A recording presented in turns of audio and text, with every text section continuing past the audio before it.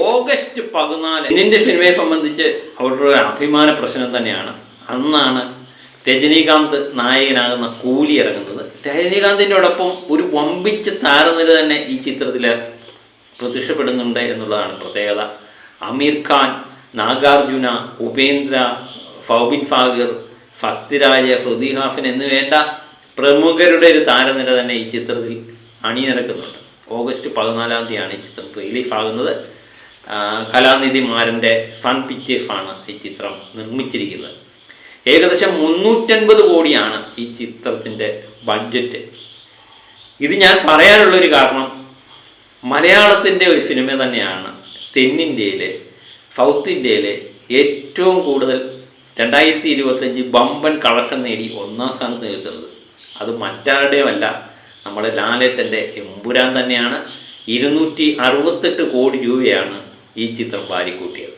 പ്രത്യേകിച്ച് ഓവർസീസിൽ നിന്ന് ഈ ചിത്രം 142 കോടിക്ക് മുകളിലാണ് നേടിയിരിക്കുന്നത്. ഈ ചിത്രത്തെ മറികടക്കാൻ കൂലിക്ക് കഴിയുമോ എന്നുള്ളതാണ് സിനിമാ ലോകം നോക്കിക്കാണുന്നത്. പ്രത്യേകിച്ച് തമിഴ് സിനിമയുടെ ഒരു അഭിമാന പ്രശ്നമായിട്ട് ഇത് മാറിയിട്ടുമുണ്ട് എന്നുള്ളതാണ് നമുക്ക് കിട്ടുന്ന റിപ്പോർട്ടുകൾ. കാരണം തമിഴിൽ നിന്ന് പ്രമുഖരായ പല നടന്മാരും ഈ ചിത്രത്തിനെതിരെ വന്നിട്ടുണ്ടായിരുന്നു. കാരണം ഈ ചിത്രത്തിൻ്റെ കളക്ഷൻ റെക്കോർഡുകൾ തകർക്കാൻ വേണ്ടി തമിഴിൽ നിന്ന് പല ചിത്രങ്ങളും ഇറങ്ങി. തല ആദിത്യൻ ബാണകളി, സൂര്യയുടെ റെട്രോ, കമലിൻ്റെ തഗ് ലൈഫ്, അങ്ങനെ ധനുഷിൻ്റെ കുബേര എന്ന ചിത്രം, അങ്ങനെ വിവിധങ്ങളായ ചിത്രങ്ങളെല്ലാം ഈ ചിത്രത്തിന് റെക്കോർഡുകൾ തകർക്കുക എന്നുള്ള ഉദ്ദേശത്തിൽ തന്നെ ഇറങ്ങിയിട്ടുണ്ടായിരുന്നു. പക്ഷേ ഇതെല്ലാം ഇടയ്ക്ക് പതറുന്ന കാഴ്ചയാണ് നമ്മൾ കണ്ടത്. അല്പമെങ്കിലും പിടിച്ചു നിൽക്കാൻ പറ്റിയത് അജിത്തിൻ്റെ ഗുഡ് ബാഡ് അഗ്ലി എന്ന ചിത്രത്തിനാണ്.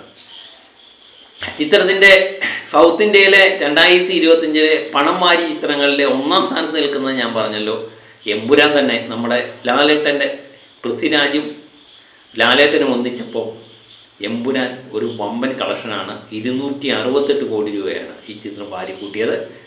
2ാം സ്ഥാനത്ത് നിൽക്കുന്നത് വെങ്കിടേഷ് എന്ന് പറയുന്ന നടൻ്റെ സംക്രാന്തിനി വാസുദം എന്ന ചിത്രമാണ്. ഇത് 256 കോടി രൂപയാണ് ഈ ചിത്രം നേടിയിരിക്കുന്നത്. 3ാം സ്ഥാനത്ത് നിൽക്കുന്നത് അജിത്തിൻ്റെ ഗുഡ് ബാഡ് അഗ്ലി എന്ന ചിത്രമാണ്. 246 കോടി രൂപയാണ് ഈ ചിത്രം നേടിയിരിക്കുന്നത്. അപ്പം പിന്നെ ബാക്കിയുള്ള ചിത്രങ്ങൾ അറിയാമല്ലോ, ഏകദേശം 235 കോടി രൂപയോളം നേടി നമ്മുടെ തുടരുമുണ്ട്. അങ്ങനെ പോകുന്ന ചിത്രങ്ങളുടെ ഒരു ശൃംഖല തന്നെയുണ്ട്. അപ്പോൾ ഇതിനിടയിൽ തമിഴ് സിനിമാ സ്ഥാനങ്ങളിലെല്ലാം തന്നെ തെന്നിന്ത്യൻ സിനിമ എന്ന് പറയുമ്പോഴത്തേന് തന്നെ സൗത്ത് ഇന്ത്യൻ സിനിമ എന്ന് പറയുമ്പം തെലുങ്കും തമിഴും തന്നെയാണ് അവർ മുന്നിട്ട് കാണുന്നത് അല്ലേ. രണ്ട് മേഖലയാണ്. പക്ഷെ മലയാളം എന്ന് പറയുമ്പം അസ്ത്രമേൽ കളക്ഷൻ്റെ കാര്യത്തിലൊന്നും മികച്ച ചിത്രങ്ങൾ ഇറങ്ങിയിട്ടുണ്ടെങ്കിലും കളക്ഷൻ്റെ കാര്യത്തിൽ 150 കോടി എന്നൊക്കെ പറയുന്നത് നമ്മുടെ മലയാള സിനിമയുടെ ചരിത്രത്തിൽ ആദ്യമാണ്. കളക്ഷൻ്റെ കാര്യത്തിൽ, ബോക്സ് ഓഫീസിൻ്റെ കാര്യത്തിൽ തഴഞ്ഞിട്ടിരുന്ന ഒരു മേഖലയായിരുന്നു മലയാള സിനിമ. ആ മലയാള സിനിമയിൽ നിന്നാണ് ഒരു ചിത്രം ഇപ്പോഴും മാർച്ചിൽ ഇറങ്ങി, ഇപ്പോഴും മാസങ്ങൾ കഴിഞ്ഞിട്ടും ഇപ്പോഴും തലയുയർത്തി നിൽക്കുന്നത്. സംവിധായകരുടെ നീണ്ട നിര തന്നെ ഉണ്ടായി. മണിരത്നം എത്തി, ശങ്കർ എത്തി, കാർത്തിക് സുബരാജ് എത്തി, അങ്ങനെ പ്രമുഖരായ സംവിധായകരെല്ലാം എത്തി. ബമ്പൻ ചിത്രങ്ങൾ എടുക്കുന്ന സംവിധായകരെല്ലാം എത്തി. അവർക്കൊന്നും തകർക്കാൻ പറ്റിയില്ല. ഇനിയും അടുത്തത് രജനീകാന്താണ്. നമ്മുടെ സ്റ്റൈൽ മന്നൻ രജനീകാന്തിന് മോഹൻലാലിൻ്റെ ഈ റെക്കോർഡ് തകർക്കാൻ പറ്റുമോ എന്നുള്ളതാണ് സിനിമാ ലോകം കാത്തിരിക്കുന്നത്. പക്ഷേ അത്ര പെട്ടെന്ന് തകർക്കാൻ പറ്റുമോ എന്നുള്ളത് വളരെ സംശയമുണ്ട്. ഓഗസ്റ്റ് 14 തന്നെയാണ് മറ്റൊരു ചിത്രവും റിലീസാകുന്നത്. ക്ലാഷ് റിലീസ് തന്നെയാണ്. അതും മറ്റാരുടെയുമല്ല, ഹൃതിക് റോഷൻ്റെ ചിത്രമാണ്. ഹൃതിക് റോഷനും ജൂനിയർ MDRഉം ഒന്നിക്കുന്ന ചിത്രമാണ് വാർ 2. യഷ്രാജ് ഫിലിംസിൻ്റെ സ്പൈ യൂണിവേഴ്സിലെ സിനിമയാണ് വാർ 2 എന്ന ചിത്രം. ഈ ചിത്രവും ഭയങ്കര ഹൈപ്പിൽ തന്നെയാണ് ചിത്രം എത്തുന്നത്. ഇതിനകത്ത് ഷാരൂഖ് ഖാൻ്റെ പതാനും അതുപോലെ സൽമാൻ ഖാൻ്റെ ടൈഗറും ഒക്കെ കാമിയോ റോളിൽ എത്തുന്നു എന്നുള്ള പ്രത്യേകത ചില റിപ്പോർട്ടുകളും വരുന്നുണ്ട്. ഇത് എത്തുമാത്രം ശരിയാണെന്നറിയില്ല. അങ്ങനെ വമ്പൻ റിലീഫ് തന്നെയാണ് ഓഗസ്റ്റ് 14 കാത്തിരിക്കുന്നത്. ഈ ചിത്രവുമായിട്ട് ഏറ്റുമുട്ടുന്നതും കൂലിക്ക് ഇച്ചിരി പ്രയാസകരമായിരിക്കും എന്ന് തന്നെ വിചാരിക്കുന്നു. പക്ഷേ കൂലി എന്ന ചിത്രം എനിക്ക് തോന്നുന്നു ഒരുപക്ഷെ എമ്പുരാൻ്റെ 168 കോടി എന്നുള്ള കളക്ഷൻ റെക്കോർഡ് തകർക്കാനുള്ള സാധ്യതയുണ്ട്. കാരണം ഇതിൻ്റെ ചിത്രം എത്ര മോശമാണെങ്കിലും ഫസ്റ്റ് ഡേ കളക്ഷനൊക്കെ പമ്പിച്ച കളക്ഷൻ തന്നെ ആയിരിക്കും. കാരണം ആമിർ ഖാൻ ഉൾപ്പെടെയുള്ള പ്രമുഖ താരങ്ങൾ ഇതിനകത്ത് അഭിനയിക്കുന്നുണ്ട്. അപ്പം ഭയങ്കര ഹൈപ്പിൽ തന്നെയാണ് ഈ ചിത്രം ഇറക്കുന്നത്. പ്രത്യേകിച്ച് ലോകേഷ് കനകരാജിൻ്റെ ചിത്രമാണ്. അതുകൊണ്ട് എല്ലാവരും പ്രതീക്ഷയോടെ കാത്തിരിക്കുന്ന ചിത്രമാണ്.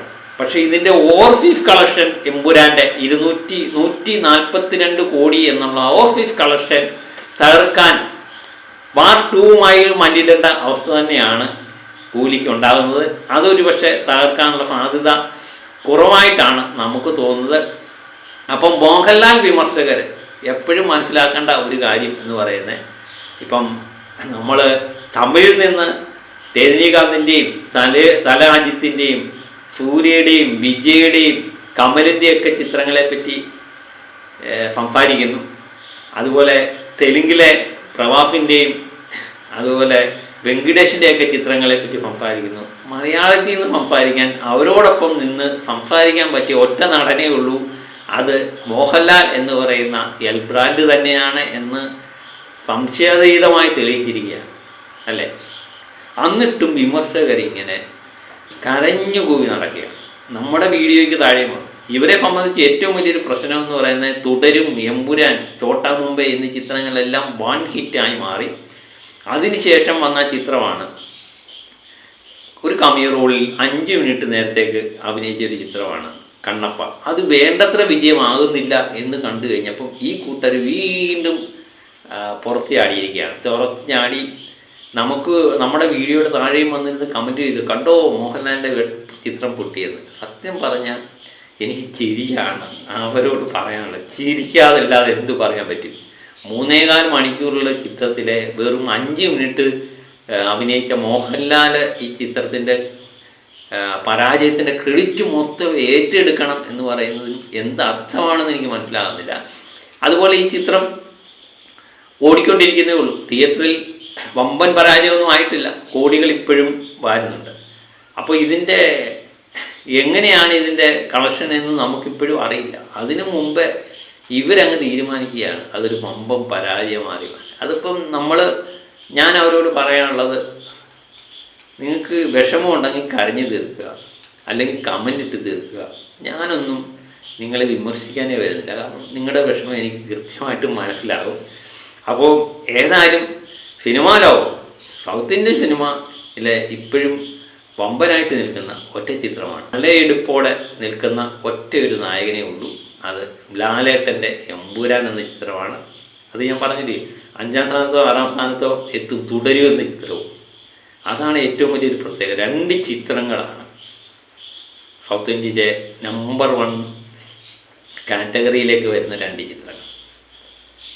ഇത് മലയാളത്തിൽ വേറെ ആർക്ക് പറ്റും? അപ്പം ഇതൊക്കെ കേട്ട് കഴിഞ്ഞ് വിഷമിക്കുകയല്ലാതെ വേറെ ഒന്നും ചെയ്യാൻ പറ്റില്ല എന്ന് ഈ കൂട്ടരോട് മാത്രം മോഹൻലാൽ വിമർശകരെ ഞാൻ ഓർമ്മിപ്പിക്കുന്നു. അപ്പം മറ്റൊരു വീഡിയോയുമായിട്ട് വീണ്ടും ഞാനെത്തും വരെ ഓക്കെ ബൈ.